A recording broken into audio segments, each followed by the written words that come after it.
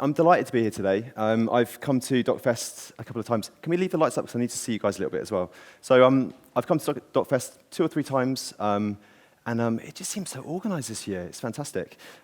Such a pleasure to be here. And even on a Sunday, I'm kind of, my mind is like, keynote, but my body's trying to work out like why I'm not sitting in a quiet corner reading a paper. Anyway, looking around, like Amy says, I'm not sure I'm kind of part of this community, but I think we're going to get on really well. Not because we're here on a Sunday, but because we're sharing a common passion. We do, right? We share this passion for creating meaningful content experiences that broaden our audience's minds and help them reflect on who they are. So this morning I'm going to talk about games and how games can do that. But first, just so I can kind of maybe get to know you, should we just, by way of like hands, who's a filmmaker, traditional filmmaker? Hands up. And then sort of interactive storyteller, game makers, experienced designers. Is that so kind of like, I guess you sort of, do you make VR? Who makes VR here? VR was so last year. No, it's not. It's fine. It's totally this year. So my background is in games. So I'm Phil Stuart. I'm the Director of Preloaded, and we're a purposeful game studio. What's a purposeful game studio? I hear you say. Well, most game studios focus on making fun, trying to make experiences that are the most entertaining, the most fun experience you can possibly make. Preloaded focused on making experiences that use the power of play to solve problems and change people's lives. So we're looking at how we can build games that have mechanics and dynamics and aesthetics that can tackle really tough issues. You guys might say we make non-fiction content on non-fiction games. And over the past 17 years, we've made games on diverse subjects as neuroscience, drug addiction, mental health, literacy, history, math, science, philosophy, death. And I'm really passionate about making authentic experiences. I want to make beautiful, powerful, accessible experiences that balance game integrity, right? I'm really passionate about making high-quality games. I wouldn't want you to think I make not fun, uninteresting games. I make really fun games that balance the games with the content. And I want to tell real stories, and I want to do it in an engaging way. And that's what we're all about, right? That's why we're all here. See, I told you we'd get on. So this is the talk about the potential for games to do that. But first of all, I thought maybe we could just explore kind of what you guys, your perception of what games are. So hands up who plays games regularly. Okay, okay, wow, so that's not very many of you. I'm done. In the UK, so this may surprise some of you, in the UK, 31.6 million people play games. That's half the UK population. Okay, half the people in the UK are playing games. Anyone care to guess the average age of a gamer? You can shout this out at me. Dan? 34. Oh, so not Dan.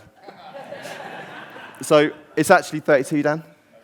So I love this stat in that it sits somewhere in the middle of like our human life, right? So and it's the average age of a gamer. So average means there's many people younger and many people older, and I find that really exciting.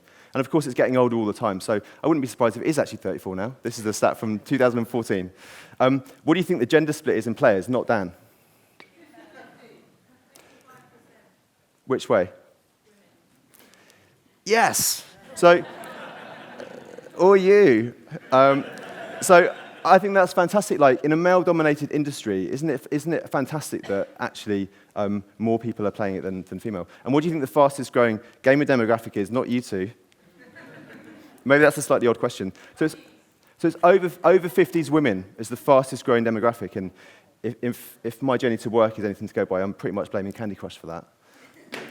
And games are really big business as well. So last year, games hit $100 billion in revenue, which is bigger than film and TV and bigger than music. Silence. So they make lots of money, they're incredibly ubiquitous, they're getting bigger all the time, and the world loves games. And games are, in fact, the biggest entertainment medium of the planet. This is the fact. And since their inception, 35 years ago, let's have a look at how far we've come. So I'm going to show you some of the games that are the biggest games. So if you guys don't play games, this will be kind of interesting for you. So this is Halo. Halo is one of the biggest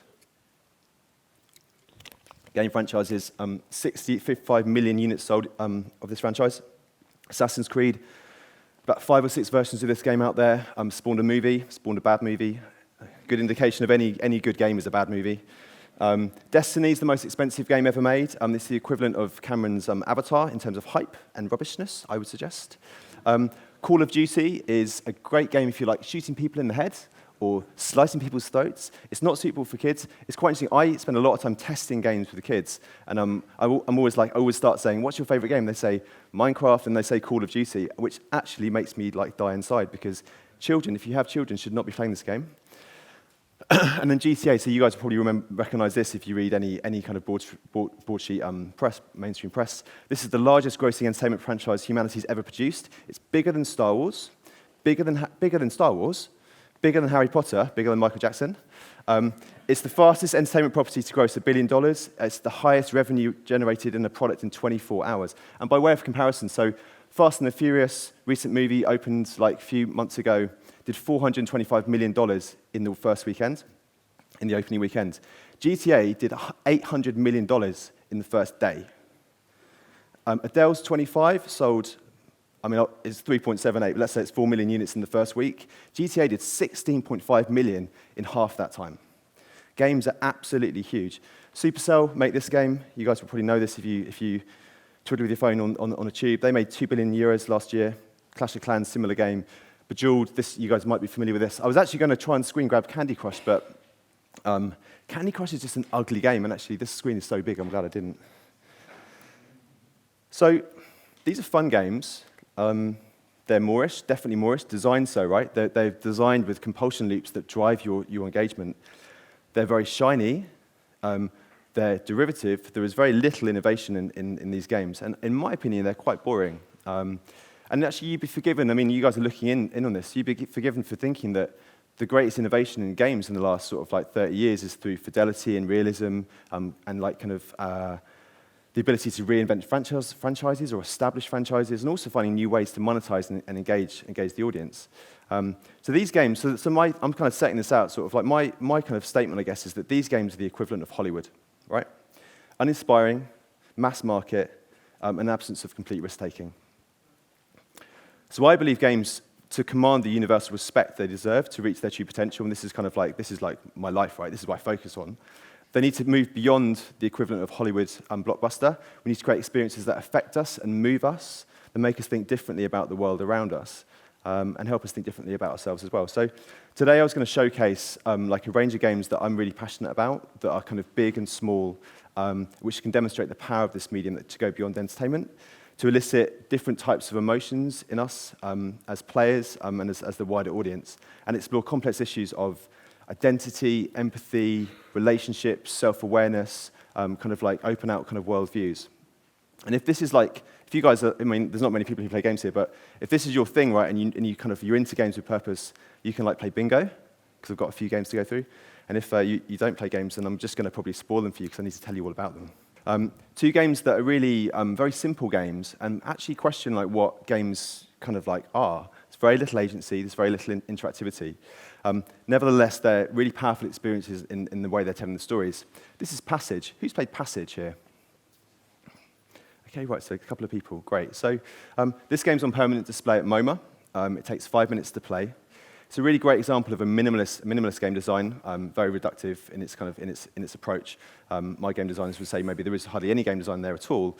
And the whole idea is you're walking through life, and all these pixels represent your entire life. It's a very nice system. It's, each strip, as you come to the right-hand side, each strip of those represents a different era, and you just walk through from left to right. And as you kind of walk through, you go from being young, you meet your sweetheart, you get married, you grow up, you have children, and you die eventually.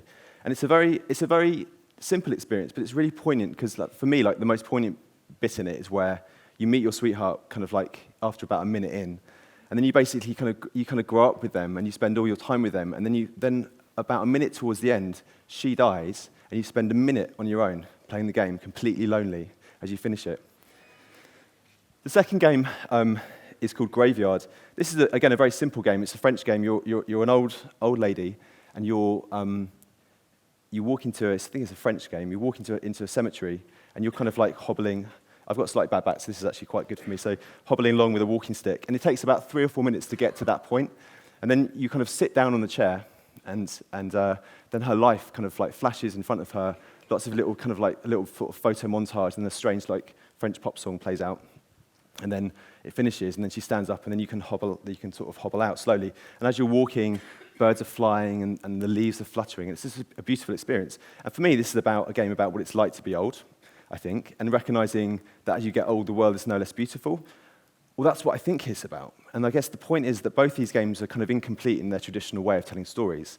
They're lacking narrative closure, and your interpretation is the thing that kind of like allows you to reflect on what the story means for you. Anyone play Graveyard out of interest? It's quite a famous kind of like art game, I guess. So who we are and our identity is in part based on the view of the world. And in this way, like games that are designed to teach you about your world can help you understand more about yourself, form an opinion about yourself through play. So educational games are a really good way of doing this. And this is Eco. So Eco is it's been in development for almost like 18 months now. It's a collaborative game, and you come into the game. It looks a bit like Minecraft. It's actually not really like Minecraft. You come into this game, you play collaboratively, so you're working together towards a common goal rather than competing with each other. And the idea is to try and build a sustainable world. So you have this sort of like overall objective, which is build a civilization.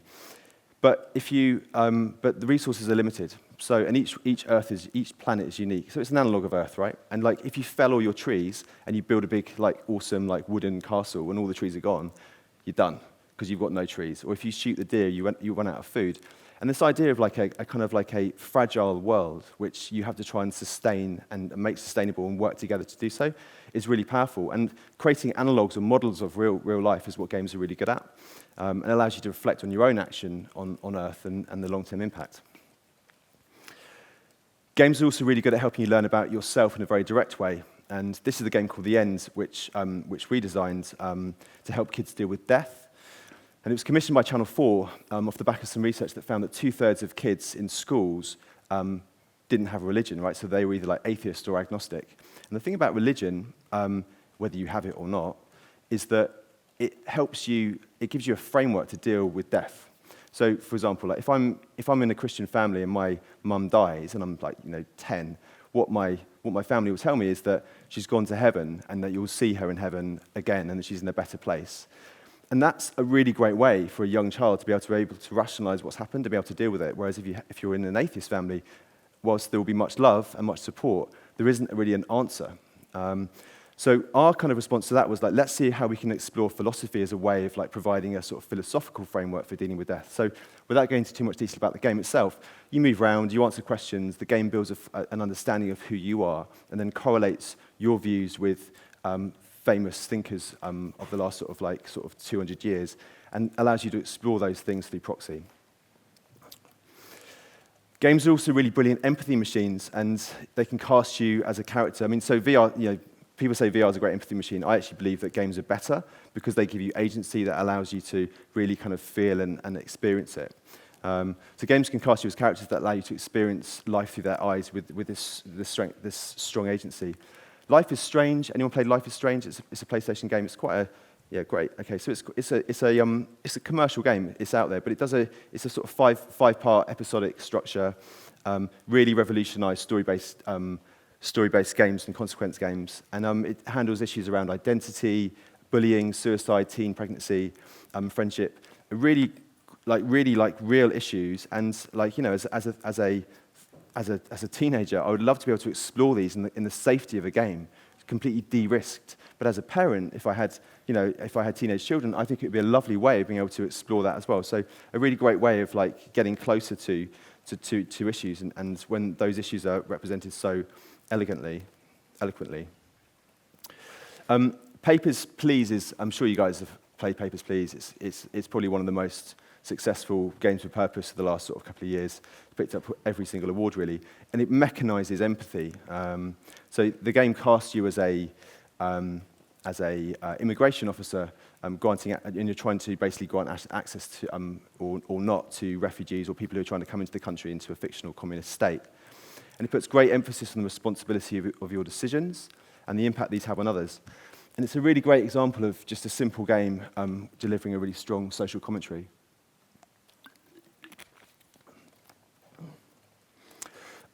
Another game that I love, which is really, really simple, it's called Spent. It's what it does, it's played within the browser. It's much simpler than Papers, Please, but it casts you in that role of making decisions in a situation that maybe you're not particularly familiar with. And what it's really focused on is it's focused on poverty and the minimum wage, and it challenges you to try and survive 30 days. So you might have to answer questions like, would you take out health insurance, or would you repair your car? And then you see the consequence of those decisions. And it really shows that kind of like being in this situation isn't binary, and really puts you into that experience in a way that helps you have a much better comprehension of the challenges of being there. And it's kind of aimed at people who think that, if you're begging, or if you're, in a, queuing up at a food bank, that it's actually your fault. Traditional storytelling and storytelling in games allows us to shine a light on subjects that we don't necessarily know very much about, and the aim as non-fiction storytellers is to get an audience closer to something, right? To help us develop a better understanding of that, which then informs our own sense of identity and self-awareness. And games are really, really brilliant at doing that, and their immersive qualities allow us to sort of do it in a very successful way. And this is on the screen. This was at the festival last year.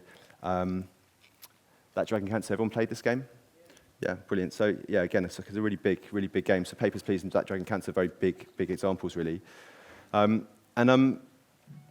It just won a BAFTA Innovation Award, which is really exciting, because BAFTA Innovation is reserved for things like technology. But for this game to win an Innovation Award is just showing how innovative it is of you actually using the medium to tackle complicated and difficult subjects.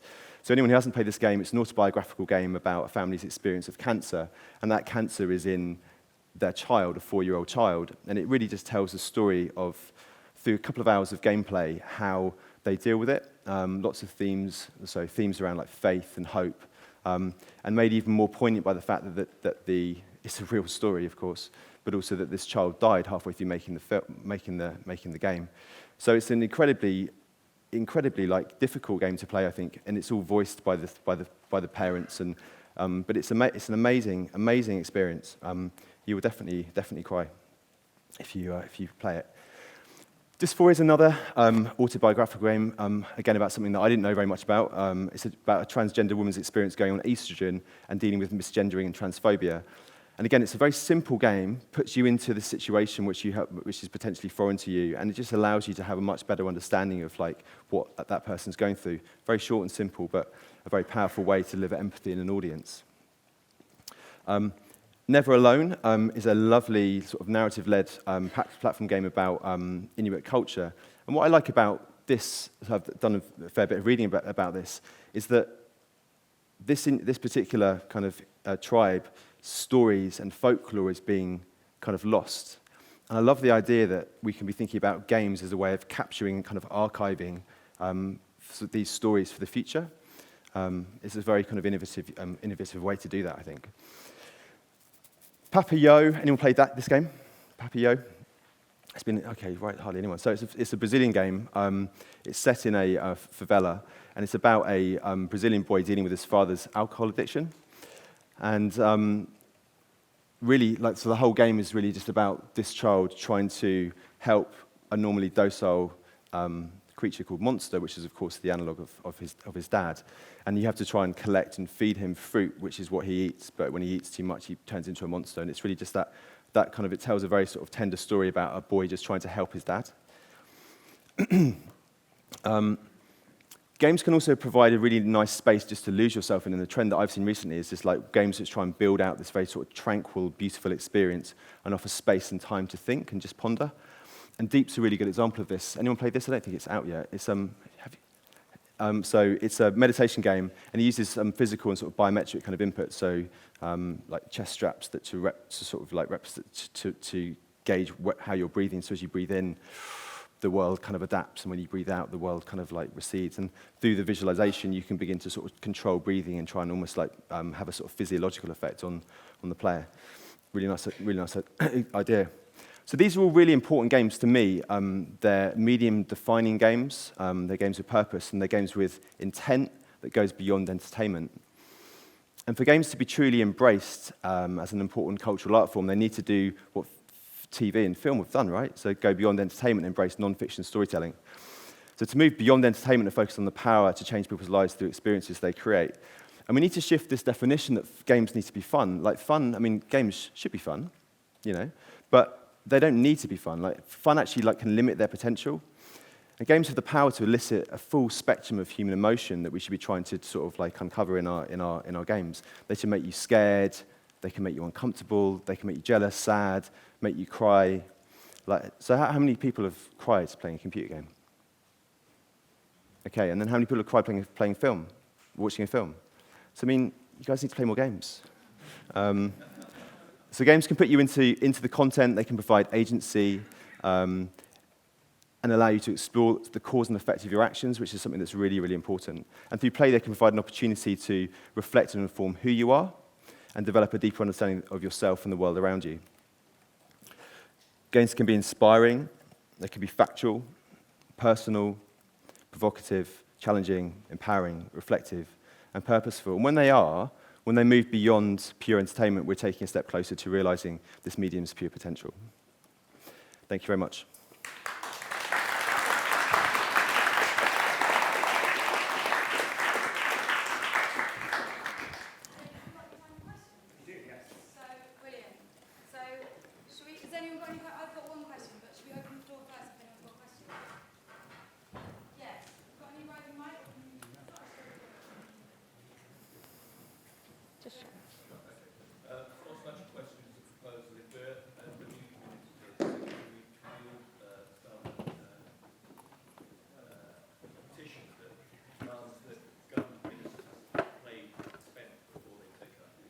Yes, absolutely, absolutely.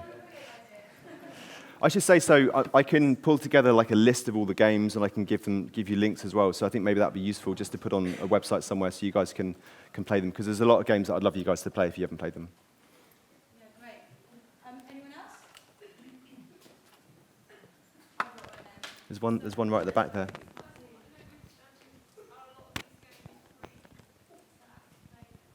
Yeah, most. So I've presented a range of games. There's some mobile, there's some console games. A lot of them are free online.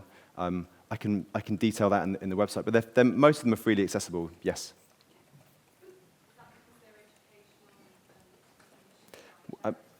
So for example, Papers, Please. There is a console version of that game that you can buy.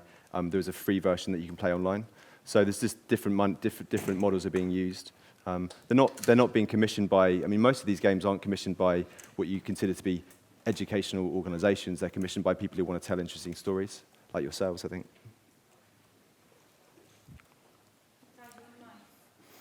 Don't let Dan ask me a question. It's not going to be a hard one. Okay. Or maybe it is.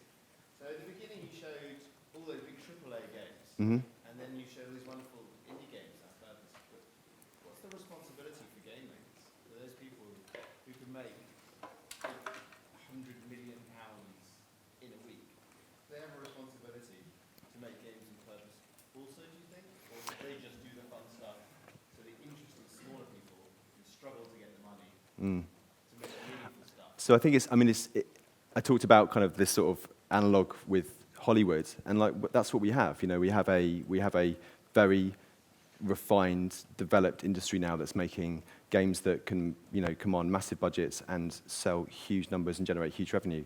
And I think within that there is we're beginning to get much more ubiquity, which allows people to kind of be more exposed to games, and that exposure will just make games have a more significant role within kind of culture and become seen more as a kind of cultural art form rather than just an entertainment medium. And I think we're at the kind of point now where when Papers, Please wins a BAFTA, when that Dragon Cancer wins a BAFTA, we are in a place now where people are recognizing that there is more to games. And I sit on the BAFTA Games Committee, and my pretty much the only thing I say in every committee meeting is we need to start recognizing games beyond entertainment, just like it's recognized in TV and film awards. And you have a non-fiction space to be.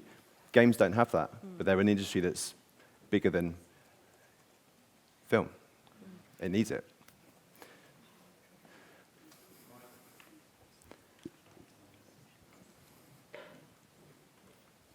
Hello, I'm a film producer that's wanting to cross over into the immersive world. If we've got a concept, anyone's got a concept at what point do we come to you, or how does the sort of flow go into getting people who have made these things commission them or get interested in co-producing? Yeah. So I think it's just as early as possible, really.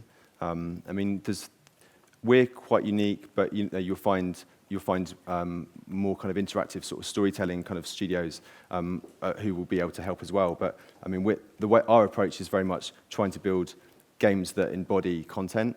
And we'll often find that in early stage conversations we might be like, this isn't going to work as a game, and therefore we won't do it. That isn't to say it wouldn't work in a more of a kind of a more interactive format, but games themselves can be quite difficult to kind of get content into. Papers, Please, for example, is a really good example of like the message is the mechanic. And trying to put story into mechanic and gameplay is something that's very challenging.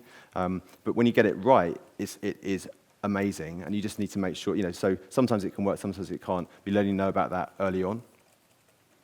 Don't presuppose it can work, I think, is the answer.